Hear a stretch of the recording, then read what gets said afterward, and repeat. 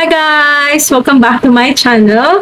This is Maki Kosher again, and today I'm cosplaying Sansu Haruchiyo from Tokyo Revengers. The Bonten timeline. So did I do him any justice? Any comment? Sana huwag niyo po akong i-bash.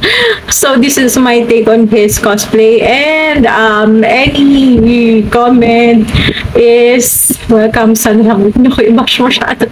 So, today we're going to react to cosplay videos on TikTok. So, let's proceed with the video.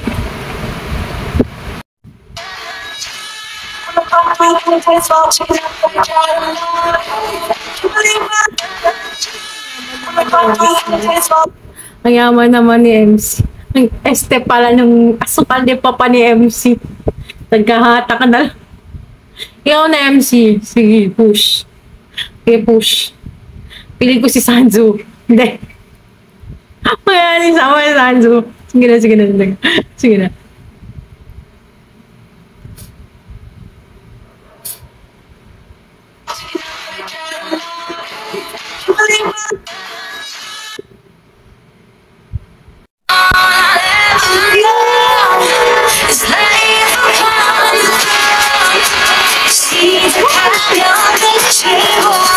Oh my God, accept.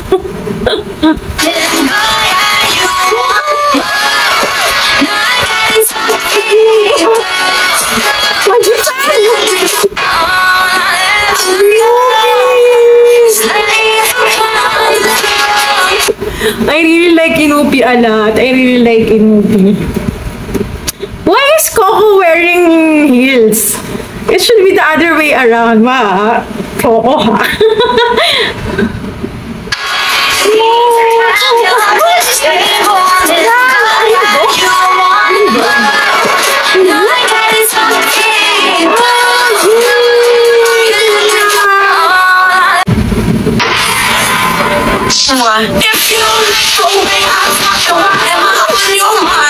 Legit. Gagawin talaga yung Inupi. Tagot ka ako. Tako ba?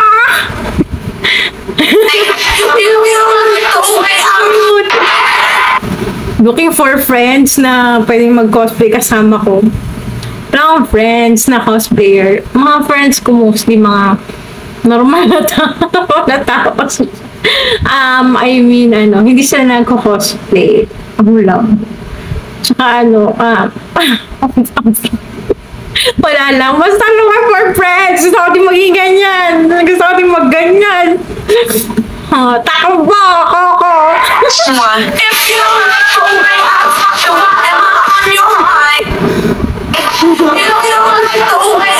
he's a smooth operator. Taiju third wheeling. Lagi na lang si Taiju third wheel sa kanilang dalawa. Taiju, alam ka na din kasi ng jowa. Charot! This isn't holy. Kasi ikaw, maghanap ka na ng jowa.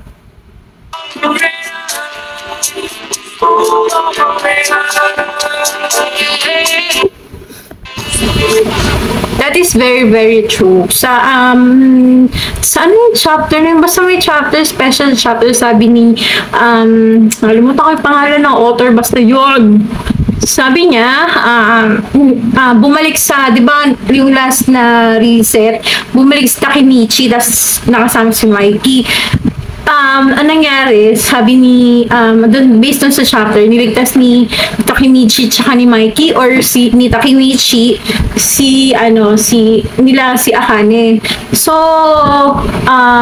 yun, totoo yun, na wala na dun si Akane-san sa kasal, kasi nga, naka-move on na nga si Coco. Sabi niya, naka-move on na nga siya kay Akane.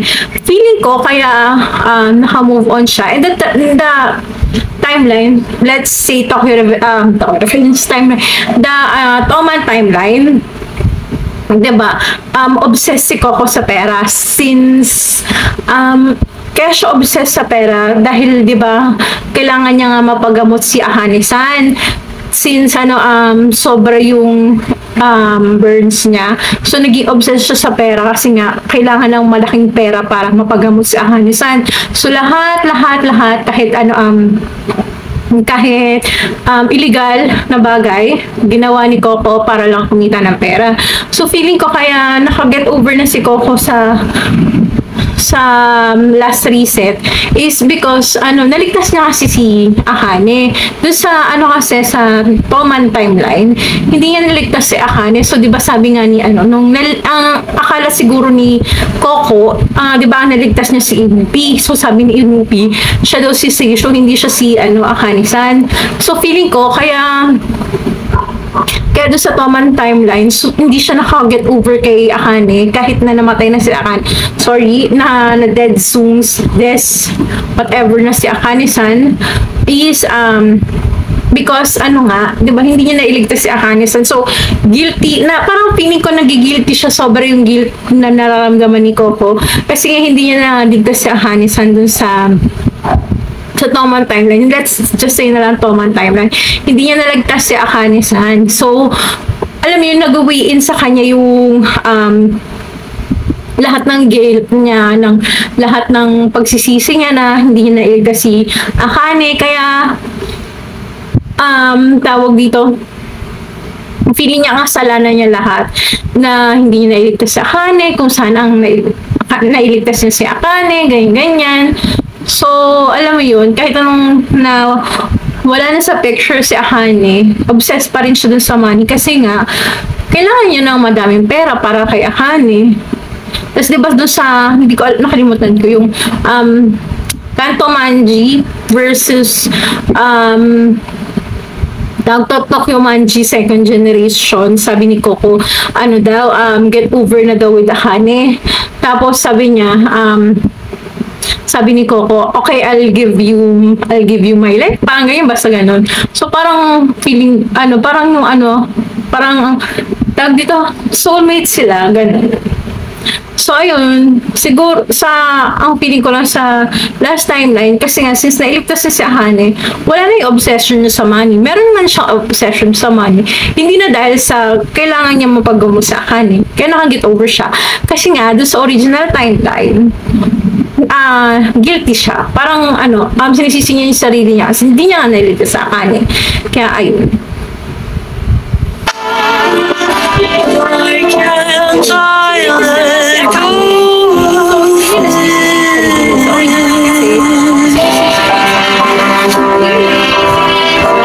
Of course we can't see shit through our contacts. That is very true. Yung nag-cosplay ako ng Gojo. Di ba, alam mo naman yung mata ni Gojo? Potek na yun. Hindi na ako nag-blindfold kasi wala talaga ako makita. Tapos naka-sunglass pa ako nun Dapat kasi ganyan yung cosplay ko with blindfold. Pero naisip ko, sunglass nila. Kasi hindi talaga ako makakita doon sa contact lens. Ang hirap makakita. Grabe talaga. So, hawak-hawak na ate ko yung kamay ko. Kasi nga, piling ko mapapangga ko sa lahat ng bagay. I'm walking here! Get out! We're congoers. Of course we're paying $20 for a slice of pizza. We're congoers. Of course we have bag bitches. Wait, where's me? Yung that is very true. Hindi naman, para sa akin lang. Kasi pag nagpupunta ako ng kasama ko lagi yung ate ko. So lahat ng gabit-bit ng gamit ko. Bag bitches. No! Sa bit-bit ko yung ate ko, lahat ng gamit ko. Tapos syempre ako, wala akong bit-bit. At in fairness naman ako nagbabayad ng ticket namin para syempre pang-compensate ko dahil sinamahan ako ng ate ko. Damn! We're congoers. Of course I can never find our friends. Now where Why are you... the hell are you? Sorry, no shame. Pero, wala lang. I don't know, but I just walked by a crazy shirtless Gojo. We're con- Hoy ha! Yung ate ko, nung December, Diyos ko, hindi ko siya makikita. Ang daming tao. Kalok. players with big props. Of course we're gonna hit people. What the fuck? We're congoers. Wala pa akong cosplay na may mga ganun kalaking prop. Buti na lang. At saka ayoko din kasi magbit-bit ng sobrang lalaking props. Ang naka-cosplay lang ako na may props ay si ano, si Yuta, yung sword niya, dala-dala ko. Pero kasi meron siyang bag, di ba? So, hindi siya harang. Nag-cosplay din pala ako Mukuro, pero sa bahay lang namin. Tapos, ginawa ko lang yung trident. Pero, kaya, wala ko natamahang tao. Of course, we take pictures of people without asking. No! Don't do that. Always, always ask for permission before kayong take ng pictures ng tao. It's weird. Pag hindi ka nagtanong. Take my picture? We're congoers. Tinitigan ko, nilapitan ko hanggang sa maliwat na pagdilat ko nalasing kagabi ang galing katabi Ang ngayot nila. Ano ba yan? Nainggit ako. Wala kasawang cosplayer friends. Madami akong friends sa FB na nagko-cosplay. Siyempre, hindi ko mas sila personally kilala. Ina-add lang nila ako sa FB. Pero, alam mo yun, nahihiya din akong nakakahiya yung labit. Wala, basta walang yung mga friends ko, may mga asawa at ko na. Kung wala man sila asawa at hindi sila sumasama lang sa events. Ako lang mag-isa nagko-cosplay. Palang ko. Sana may friend ako para pwede kang mag-bond. tinitigan ko. So you want to do masculine makeup, whether that be for cosplay or something else? Well, let me show you a few tricks. First off, the two main things you want to focus on with masculine makeup is contour and eyebrows. For your eyebrows, masculine eyebrows tend to 1. Be lower in the eye, 2. More straight, and 3. Darker in color. As well as in reality, masculine eyebrows tend to also be thicker, but depending on the media source that you're referencing, the eyebrow shape and also thickness may vary, so make sure you have references to check what type of eyebrow shape you want for the character. Then the second thing is contour. Contour up here, your jaw, your nose, and make sure you get this inner eye with the nose. And also note when you do Yes, that is true. Pagka magko-cosplay kayo ng mga male charas, always look up for references. Marami naman cosplayers ng marami naman available na resource or mga pictures online. So you can check or you can download their pictures para may reference ka kung paano nila ginawa yung yung cosplays nila. And yes, contour. Para ma-highlight yung mga bone structure nyo. Kasi 'di ba mga male charas, anime charas, 'di ba? Very sharp yung mga jawlines nila, yung mga ganito nila. Yan, mga ganito, yan. Tapos, yan. So, it's really with the contour at saka with the eyebrows. You want the center part here to be darker than the rest. Now that you have your eyebrows, then contour. So the inner eye part here, and you want your nose to be more sharp.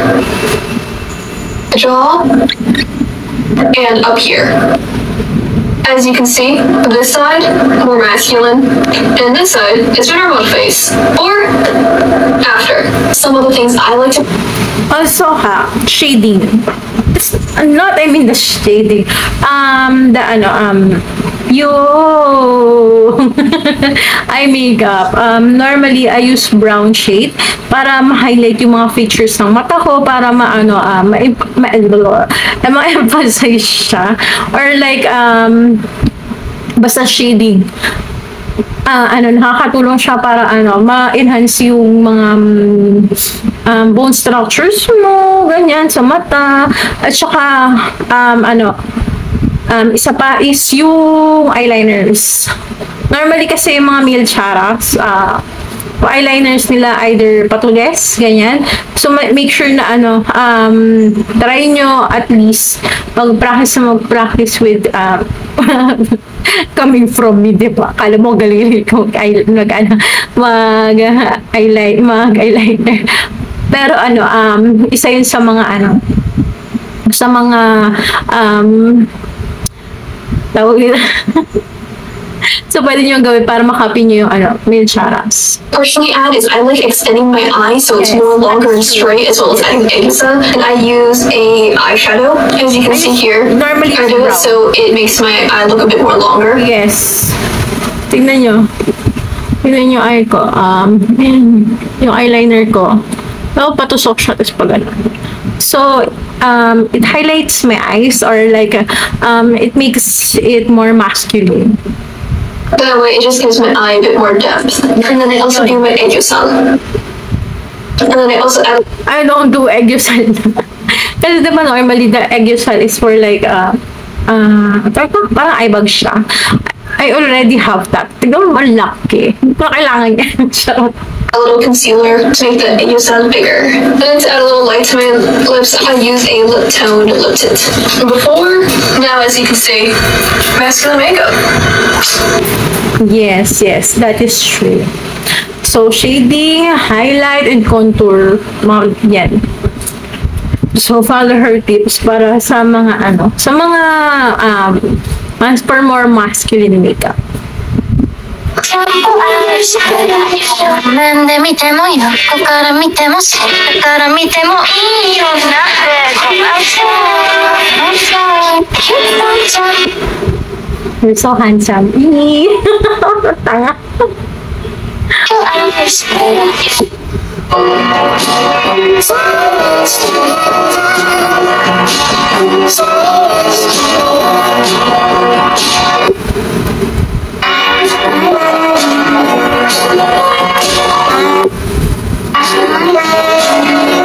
Naman ni Ran, ano ba yan?